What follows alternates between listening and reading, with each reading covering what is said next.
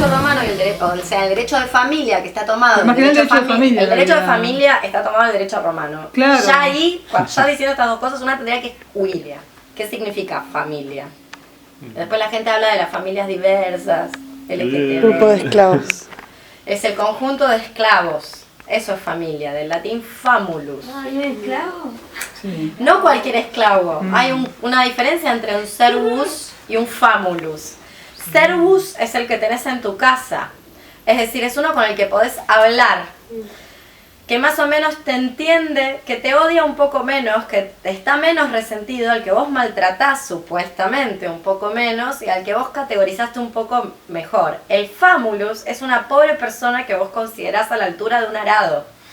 De hecho, Varrón, en su catálogo, Varrón es un pensador, estudioso, gramático, es un montón de cosas, Varrón, romano, clasifica al famulus en el lugar de las herramientas del campo. O sea, no hay mucha diferencia para la mentalidad latina, romana, entre un famulus y un arado o un buey.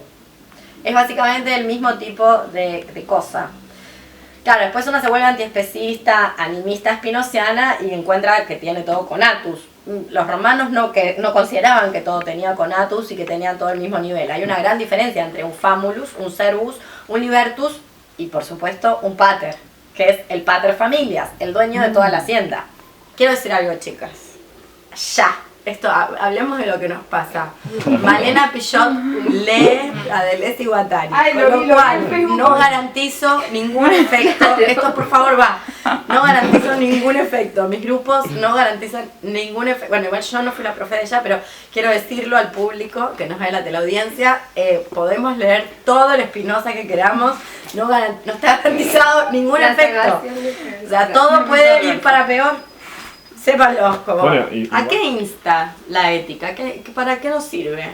Ya lo hemos dicho, reiterémoslo. Para deshacernos de las pasiones. Muy bien, si vos te deshaces de las pasiones, especialmente de las tristes, ¿verdad? O sea, te deshaces de esas. ¿A qué te insta? Si fuéramos por la positiva, como dice el trotskismo, vamos a ir por la positiva. Es decir, si vas por la positiva, te insta a deshacerte de las pasiones tristes, por ende te insta ¿a qué? A hacerte de las pasiones alegres e incrementar la potencia. A perseguir alegremente nuestros afectos, o sea, perseguirlo y trabajar, esforzarnos en perseguir esa alegría. Tenemos unos vectores que nos guían. Ese es el motivo por el cual, si bien se puede decir que Spinoza tiene, por decirlo de algún modo, una base estoica, o podemos encontrar líneas de relación con el estoicismo, se trataría más de un pensamiento, si se quiere, de corte hedonista o epicúreo. Por eso yo les di esos textos sobre cínicos, estoicos y epicúreos, porque en realidad lo que insta es de lo que somos responsables. Sabemos que la libertad en Spinoza no existe como tal, porque está desde algún punto de vista todo, no sé si predeterminado es la palabra, pero hay un orden geométrico que lo rige. Sin embargo, de lo que sí somos responsables, recordemos que responsable en Smith no como culpa, sino responsable como hacerse cargo de, como tener a cargo algo, somos responsables de el máximo disfrute de nuestra existencia. Como vemos, estamos muy en el horno y hacemos todo mal. Pero de eso sí somos responsables. Entonces a lo que nos insta Spinoza es a buscar a través de esos vectores como guía el máximo disfrute de nuestra existencia. Esa sería la idea. Por eso la idea es que hay una estrategia y que esa estrategia es dinámica, porque lo que hace el conatus es esforzarse o hacer que tu cuerpo se esfuerce, quizás no hay manera de diferenciarlos, en que tiendas a el máximo disfrute de tu vitalidad y de tu energía. Es difícil, no digo que no, en tanto en cuanto vivimos en el mundo que ya conocemos. Pero bueno, de lo que sí somos responsables de manera concreta, según Smith, es de hacernos cargo de ese máximo disfrute de nuestra existencia. Y para hacerlo tenemos que subirnos a esos vectores. Eso es lo que está liberado. Lo otro forma parte de ese orden geométrico y no es libre, no está librado a nuestra voluntad. No somos libres de operar sobre el centro de gravedad, sobre cosas que son más del plano de lo físico. Pero sí, lo que Spinoza o la ética recomienda y es como funciona como un manual de instrucciones, es perseguir alegremente los afectos que incrementen nuestras potencias, o sea, las pasiones alegres. Entonces, en ese sentido, el orden geométrico sí es un orden de autocreación, es como te da los instrumentos para la autocreación. La autocreación, que no está completamente librada, es una idea inadecuada, como decía Fer, pensar en esa libertad, pero para lo que sí hay libertad es para utilizar ese método geométrico a nuestro favor, en el sentido del incremento de nuestras pasiones alegres y finalmente de nuestras alegrías. Obviamente hay fluctuaciones del ánimo, lo que en Spinoza llama la fluctuatio animi, y tiene síntomas. ¿Cuáles son los síntomas de la fluctuación del ánimo? Cosas como el odio, la agresión, la guerra, esos son los síntomas. O sea, esos son síntomas de esa fluctuación del ánimo que lo que hacen es perturbar finalmente el espíritu. Entonces, insisto, si bien se maneja dentro de lo que podría ser una órbita del... No, el mate no lo besamos, besó al mate. Claro, si bien hay como un pensamiento, una base estoica, es un hedonista. O sea, lo más interesante, lo que a mí me resulta muy interesante en este punto del hedonismo de Spinoza, lo que podríamos denominar como el hedonismo de Spinoza, es que justamente ese hedonismo como hace en toda la ética, no te dice qué es lo que hay que disfrutar, te dice cómo. Tal vez, esa es la diferencia, cuando les preguntaba cuál podría ser la diferencia entre un hedonismo filosófico histórico y un hedonismo actual de corte neoliberal creado dentro del orden capitalista, tiene que ver con eso.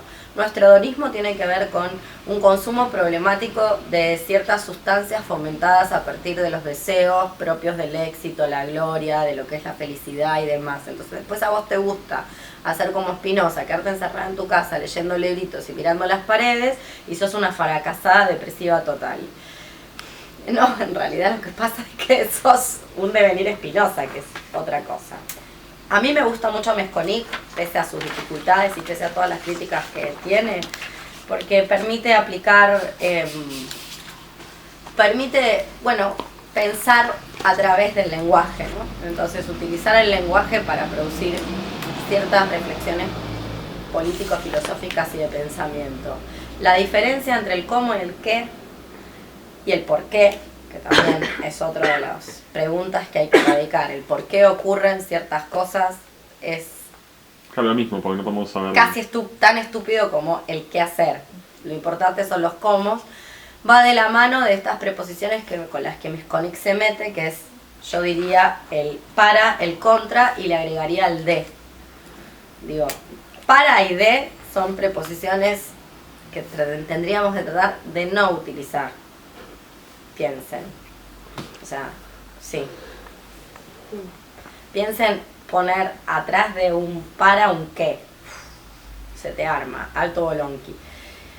Y poner, por ejemplo, ciertos verbos que rigen de. Por ejemplo, vivir de. De vuelta, de nuevo, alto lío. O sea, hay ciertas palabras que impiden todo lo que tenga que ver con la proliferación de los flujos vitales y de las alegrías activas. Realmente lo impiden. Entonces, ¿qué hace Mesconic? Reterritorializa ese modelo, donde me paso la mitad del libro mostrando qué erudito que soy, mira todo lo que leí, no solamente leo a Spinoza en latín, qué groso que soy, también me leí a todos los que no leyeron a Spinoza en latín, hablo 40 lenguas y hablo de lo que quiero y son todos burros. Súper pasión triste. No digo que esté mal, si uno lo capitaliza, evidentemente es una advertencia acerca de lo mejor, y tengo miedo de, por decir todo esto, como planteamiento de Mesconic, recaer en su mismo vicio, aunque no, porque yo en general nunca, salvando unas excepciones honrosas, suelo no dar textos que no pueda yo disfrutar, o sea, que no sienta que una puede disfrutar. Digo, intento hacer lo que Deleuze decía, que es no perder un minuto en lo que no se quiere. Sin embargo, hay que pasar por esa parte, porque si no pasas por esa parte, que para mí es un poco ociosa en Mesconic, no entendés a qué se refiere con su teoría de los marcadores afectivos que están en latín. Que es la toma del latín. Entonces, eso es lo que hace en la primera parte del texto. Como enojarse con un montón de gente para demostrar que él es el que más quiere a Spinoza y que todos los otros son... realmente no lo quieren tanto. Que pese a que le están diciendo cuánto lo aman, no es cierto. Se aman a sí mismos y que él, en realidad, Mesconic, es el que realmente ama a Spinoza en Original. sí. Lo bueno que menciona autores, que algunos, muchos yo me sorprendí que mencionaran, que estuviesen al tanto de Spinoza. Algunos autores que... Sí, todo el mundo le Eso me sorprendió, porque... Por eso él dice, el capítulo se llama ¿Quién no tiene su Spinoza? Lo que pasa es que él se enoja. Es como si dijera, ¿cómo toda esta gente tiene su Spinoza y nadie lo leyó en latín? Entonces, y ahí también hay una llamada de atención, y pese a que no lo leyeron, quizás después adquiera más sentido. No digo que cada tanto vos descubrís la pólvora. A veces pasa, alguien descubre la pólvora. Pero cuando hay tanta cantidad de gente muy avesada en lenguas, por el momento vamos a decirle antiguas, que sin embargo no se tomaron la molestia de, casualidad, de leer Spinoza en la lengua en que escribió la Ética, yo tendría a desconfiar de mi descubrimiento de la pólvora, ¿se entiende? Como Mesconic, a ver, amigo, acá no te digo los contemporáneos que no saben cómo atarse los cordones, que van a saber latín. Lo estás mencionando gente que se formó en el latín y el griego, es decir, que como era antes, a la vieja usanza, como era el siglo XIX y hasta principios del XX, que la filosofía era filología, por ende, digo, ¿qué estudió Nietzsche? ¿Qué estudió? Filología. Filología. Es decir, leían a primera vista latín y griego, y estudiaban latín y griego desde pequeños y pequeñas. Entonces, no es que fue de pura vagancia, que no están, tiene que haber algo más, no es que se les pasó, se les escapó la tortuga, es que tal vez, digo, solo tal vez, yo no digo que la tesis de Mesconic no sea relevante, efectivamente creo que la tesis de los marcadores afectivos que ustedes van a leer está buena.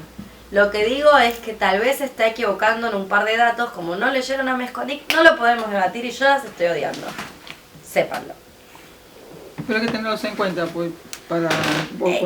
Sí, que tiene que ver con cómo un lenguaje no es realmente escritura. Será un aparato semiótico, pero no es realmente escritura, o sea, no es literatura.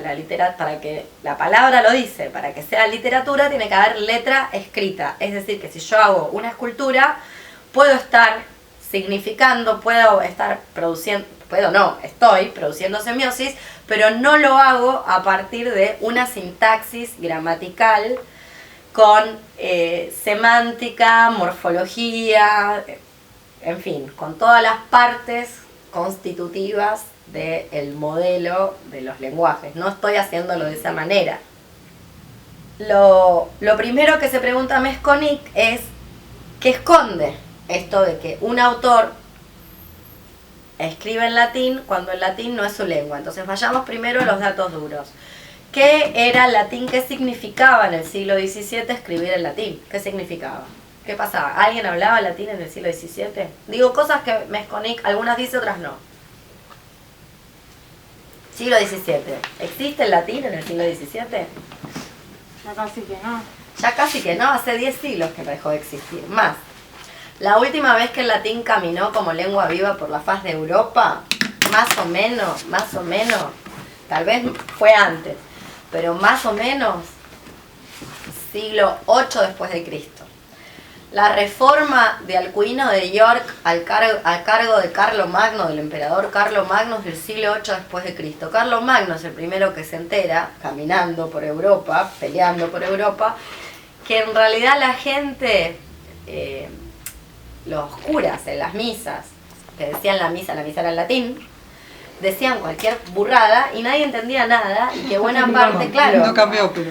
Claro, como, sí, Claro. desde ya no cambió nada de eso, pero como él se da cuenta que ya latín, lo que se dice latín, lo que Horacio entendía por latín, no estaría ocurriendo y que la gente estaba hablando ya no con tanto acento regional, con modificación de palabras, con otra estructura sintáctica, en fin, con cosas que te modifican el lenguaje todo, que era necesario reformarlo, simplificarlo, bajarle línea a la iglesia para que todos los documentos notariales, los documentos formales, todo lo que era oficio, estuviera en una lengua que lo que eran los poderes se pudieran entender entre ellos y que la gente, el populacho, hablara lo que estaba hablando y chao. Fin. Para el momento, digo porque uno de los primeros problemas que Spinoza presenta, esto lo dice Mesconic, yo creo que no termino de coincidir con lo que dice, no es que no lo diga, sino que no termino de coincidir. Uno de los problemas que presenta Spinoza es que Spinoza escribe en una lengua que para el momento que Spinoza la está usando está re mega muerta. Personalmente, acá va a haber quienes hablen de lenguas vivas, lenguas muertas, lenguas naturales y todas estas disquisiciones que hacen las personas que se dedican a la literatura y a las letras. Personalmente yo creo que el latín está más bien muerto desde el siglo VIII en adelante, sino antes, y que en realidad lo que hizo tanto Alcuino de York como el señor Carlomagno es poner el cascabel al gato y darse cuenta que esto era la situación, simplemente. Es decir, primero el problema que tenemos es que Spinoza no está usando una lengua natural, es decir, no está usando una lengua que ningún hablante haya hablado en los últimos 10 siglos, y esto lo podemos agregar. Los idiomas se modifican también por la apoyatura en la que aparecen, es decir, no es lo mismo mandar un WhatsApp, los lenguajes se modifican, los idiomas se modifican, pero están vivos, eso es la materialidad del lenguaje vivo, por eso hay lenguas vivas, lenguas muertas. El latín no cambia, se murió con Virgilio, el latín clásico. Cuando hablamos del latín estamos hablando de ese latín clásico que hablaban los romanos. El latín, después está el latín posclásico que se usó en la misa, que es el de esta reforma, que no es en el que escribió Spinoza. Ahora, Spinoza tampoco escribió en ese, de Horacio, de Virgilio, de Cicerón. Cualquiera que lea un cachito, eso Mesconic algo dice y es el problema, pasan todos los estudiosos, pasan por ahí. Spinoza tampoco utiliza un latín que reproduzca de manera artificial, descontextualizada, porque no hay manera de contextualizarlo, sin hablantes nativos, sin hablantes vivos, un latín que en algún momento un señor en el siglo I a.C. o en el siglo I después de Cristo estaba usando. Nada, ya para ese momento el latín no estaba vivo, ¿se entiende? Es ahí donde yo diría que no estoy tan de acuerdo con Mesconic y tengo mis serias dudas que aunque él lo ponga en latín, esté pensando en latín.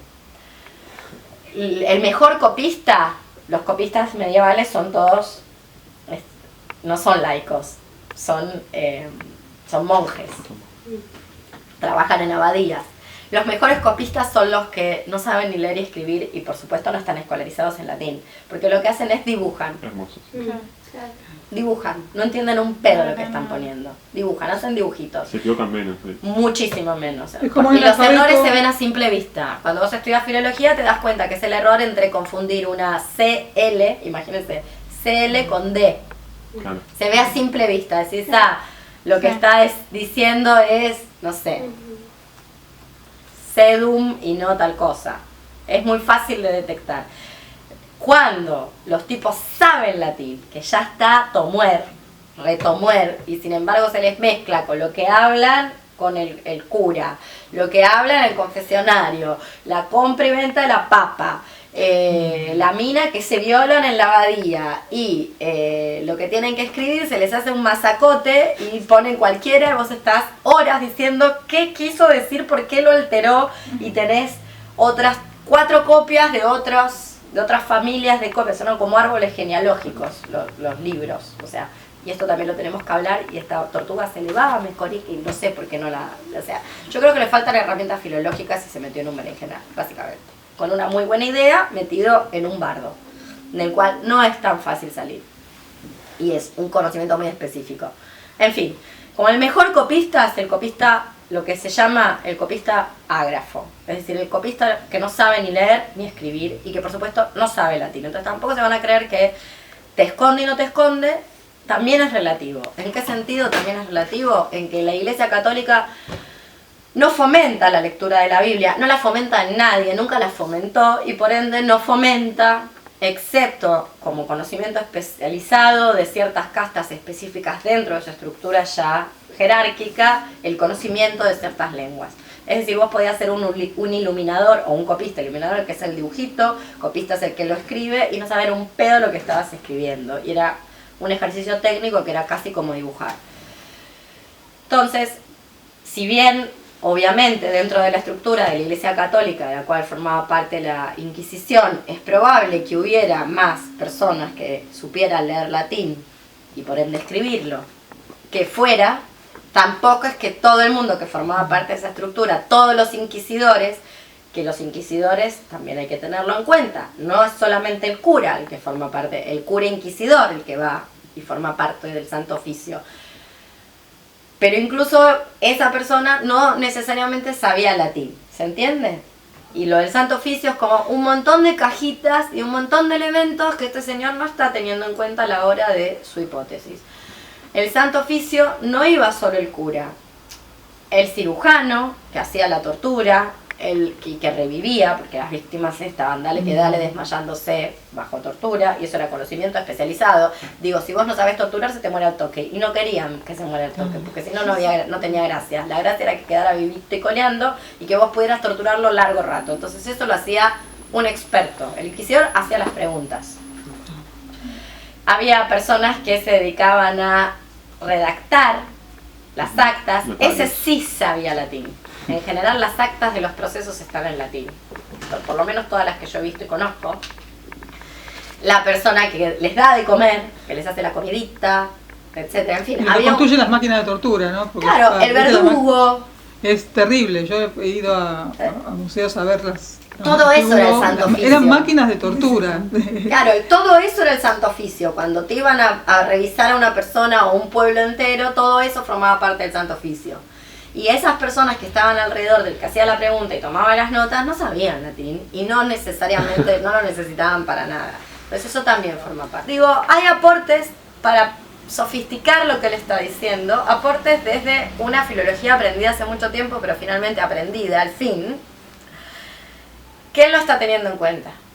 Y hay datos al respecto de las lenguas, lo que se llama las lenguas vernáculas, que son las lenguas comunes que hablaba el pueblo, entiéndase por pueblo a todo el mundo prácticamente, por fuera de la misa, donde sabemos que la gente leía y escribía en latín porque era lo único que había para escribir y leer. No había otra cosa en el siglo VIII, no había otra cosa. Si vos querías mandarte una carta con alguien, tenías que mandarla en eso, pero después cuando pensaban, no pensaban en eso.